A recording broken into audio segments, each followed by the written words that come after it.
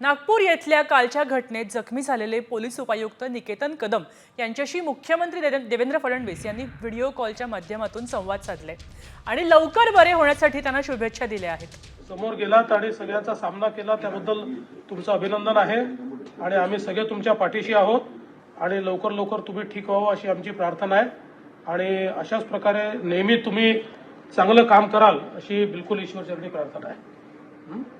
Thank you sir. Okay sir, all the best, all the best. Comscore नुसार आता isakal.com आहे देशातील नंबर 1 ची मराठी न्यूज वेबसाईट। प्रत्येक अपडेटसाठी isakal.com ला नक्की भेट द्या। हो सर, कुराडीचा गाव आहे सर, डीप आहे। अच्छा, हातावर लागला। यस सर, दोन हातावर आहे सर। अच्छा, बघा प्लास्टिक सर्जरी केली, काय केलं त्याच्यामध्ये?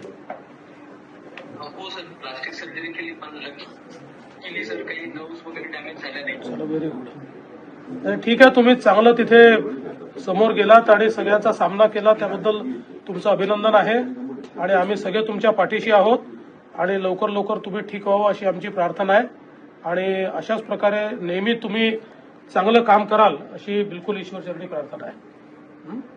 Thank you sir. Okay, all the best, all the best.